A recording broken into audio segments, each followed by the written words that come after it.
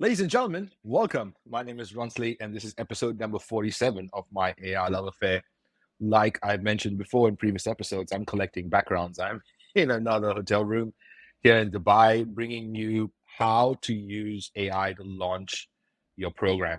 So if you've already pre-recorded your program, this is from a friend of mine who actually said, "Hey, I've got a couple of programs already recorded. Can AI help me launch them?" So this is for Rebecca. And this is how you use artificial intelligence to launch your program if you've already recorded it.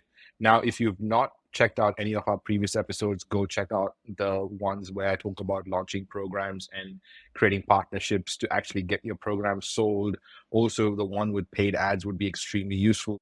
Today, we're going to talk about how to launch your program using artificial intelligence, because if you've already have it done, what's the need to actually keep it in your hard drive when you can get other people to use it?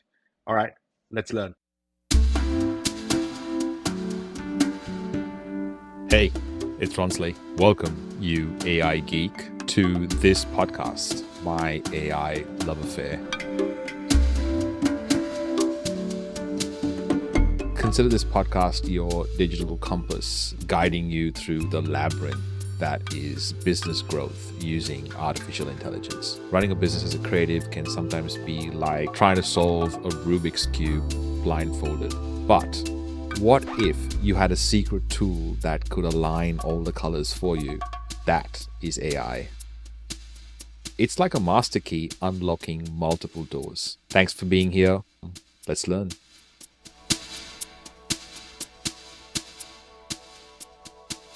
Okay, cool. So we are here in episode 47, and we're talking about how to launch your program.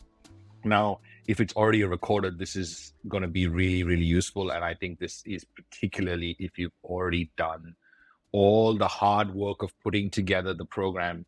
Now, in general, what I do suggest is that we focus on whether people want our program before we create it. And that is just a normal thing to do, because I learned that the hard way. If you don't know my restaurant story, I created a restaurant which I thought everyone would love. It was a fusion of Indian spices and Portuguese flavors. It was unique. It was like nothing the planet had ever experienced, but I did not know whether the market wanted it. So I already put $260,000 before I opened my doors, and my first customer paid me $10 for my first dish. That is not something that you want. It's not a business model that I would suggest you replicate.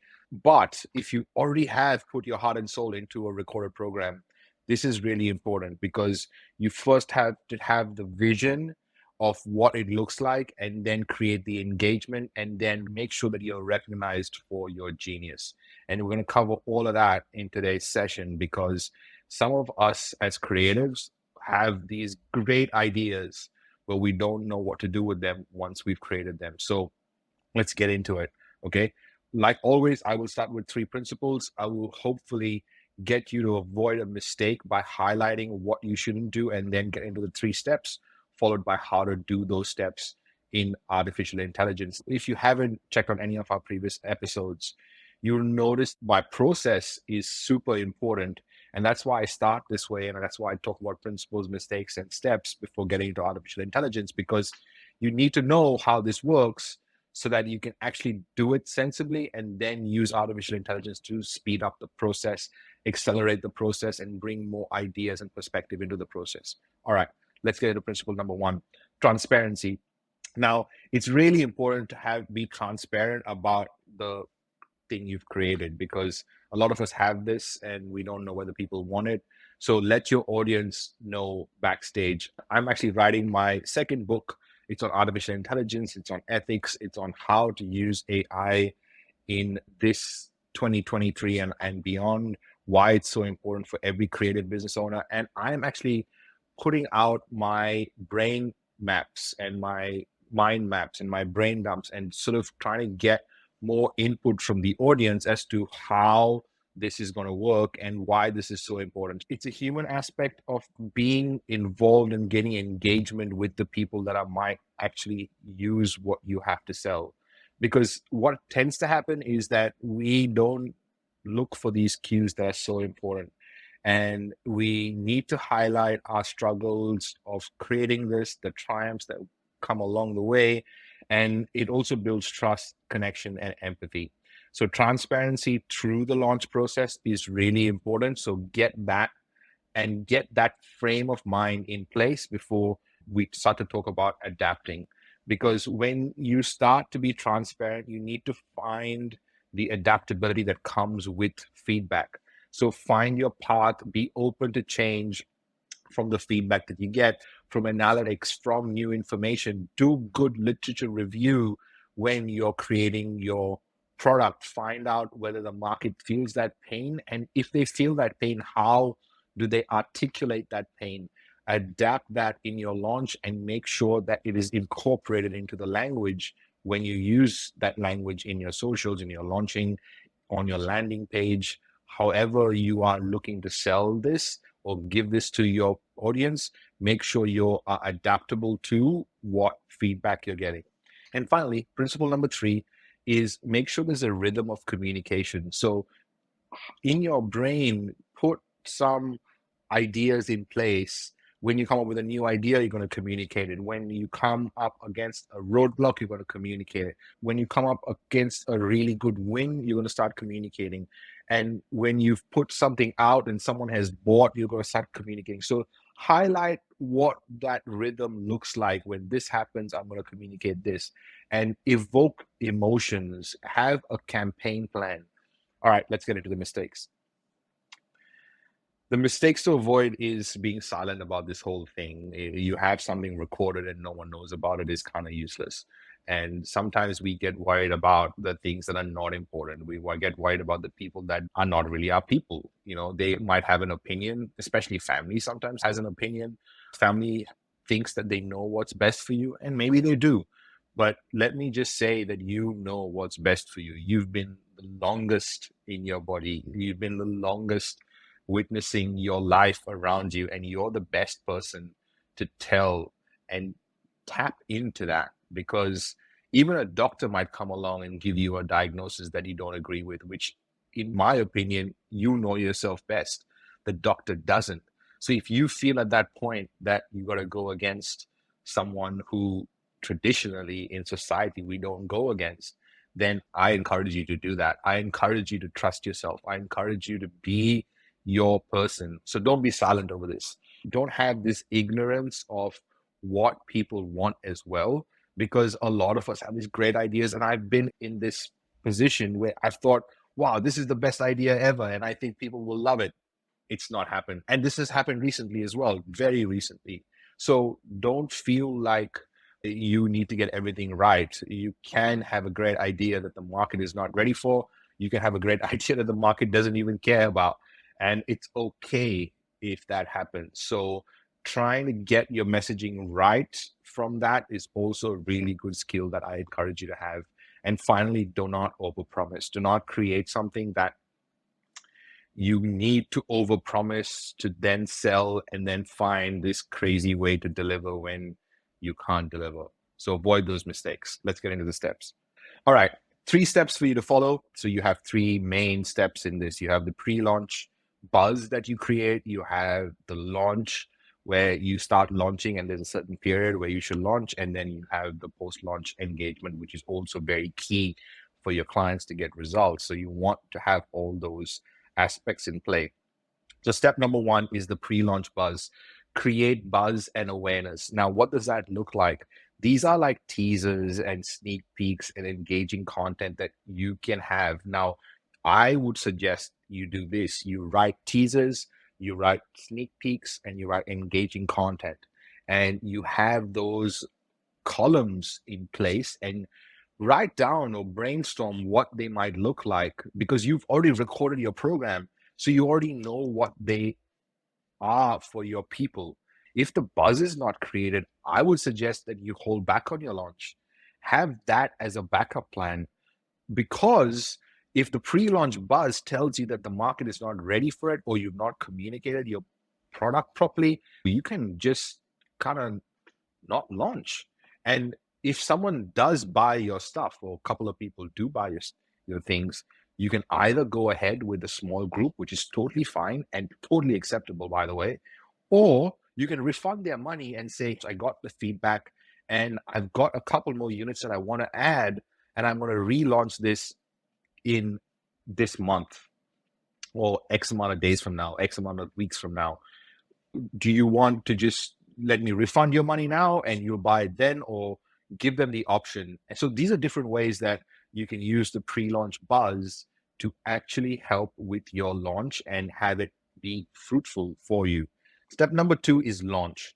In the launch process, you want to pick a buy frame. What does that mean? You want to pick how you want them to show up in the buying process. What do they need to know? What do they need to understand? And what does your audience want to be totally clear about before they come to click the buy button? Now, think about that from your perspective, and even use artificial intelligence to pre-frame some of these things so that when someone comes to buy, you're aware, or they're aware of everything they need to know. Okay, that's number 1. Then you got to figure out how the buy now works. So what you want them to do, how do they get, once they're in the buy frame, what is the quickest way for them to buy? Make sure that's seamless. And then finally, what do they get and what do they miss out on if they don't buy in this launch? Make sure you highlight those. And if you don't know what they are, we're going to talk about that using AI. Step number 3 is the post-launch engagement. This is super important because you want to reduce buyer's remorse. You want to signal the results that you've gotten. Hopefully you've gotten this really good results. And whatever good results look like, you got to put that in perspective. Sometimes 5 people buying is way better than 100 people buying, especially if it's your first launch, because that helps you refine that for the next program. So reduce buyer's remorse, signal results, and then create a wait list for your next version. These are the 3 steps that I would love you to follow, but how do you do that using artificial intelligence? This is the first prompt I'd love you to try out. So prompt number 1, list 10 potential collaborations or partnerships that would amplify the launch, and how would they align with my product's values? Give the AI, whether you're using Bard or Claude or GPT, I would suggest using ChatGPT 4 with custom instructions so that it knows who you are, it knows who your audience is.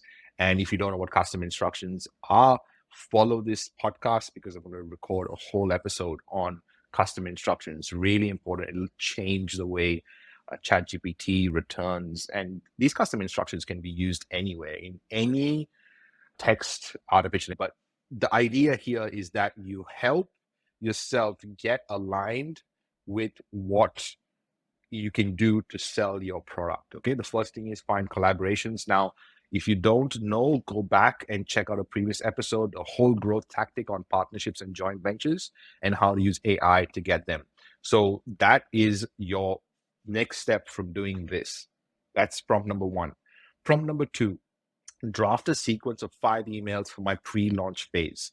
Make each unveil a unique aspect of my product. This is my product. This is who it's for.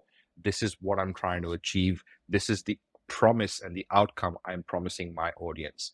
Give it all that context so that it can help you draft these 5 emails. Really important. You can also say, this is my voice and this is my tone and this is how I'd love for you to write these emails. Now, this is all prompt engineering, advanced prompt engineering, but it's stuff that I've covered in this podcast. And if I've not covered it here, it's definitely in our Discord channel. So go to aigeeks.co/Discord and find the prompt engineering workshop that is recorded and in one of those free channels. Okay, that's prompt number 2. And prompt number 3, because I didn't have place for it, is here. Design a feedback loop strategy post-launch to continuously engage and improve the product based on feedback and user insights. Now, give it what that feedback is, give it what the user insights are, so that it'll allow you to create a feedback loop that will give you more ideas. Now, I'm going to give you a couple more prompts that I would love for you to try out. This is from the pre-launch section. When you have those columns up there that says teasers, sneak peeks, and engaging content, this is how I'd like you to write your prompt. Help me create teasers, sneak peeks, and engaging content for my product. Give it a link if you have that website already up, if you have the landing page already up, enable plugins inside ChatGPT 4, enable the Web Pilot plugin and the Metaphor plugin, and give it the link if you already have that. If you don't, just copy and paste it and ask it to come up with teasers, sneak peeks, and engaging content. Make sure you mention who your audience is. Make sure you mention what your voice is. Make sure you mention what the outcome for your audience is. And that will give you a whole bunch of really cool content that you can create pre-launch buzz with, which I prefer you do so that you can get the people that actually care about your product to use it. All right. If this is the first time you're listening to this podcast, I'm so glad you're here. Go check out our back catalog at myailoveaffair.com or wherever you get your podcasts, on YouTube, Spotify, Apple Podcasts, Google, everywhere we are available. But most importantly, if you are just starting and don't know where to start, go to aigeeks.co/free and you'll get a bunch of free lessons and ideas and trainings, including prompts, to help you implement artificial intelligence into your business. Until next time, love what you do what you love.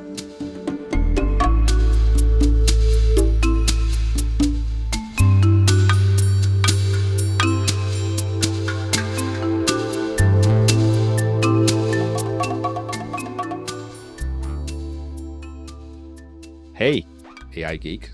Thanks for listening. Your job doesn't stop here.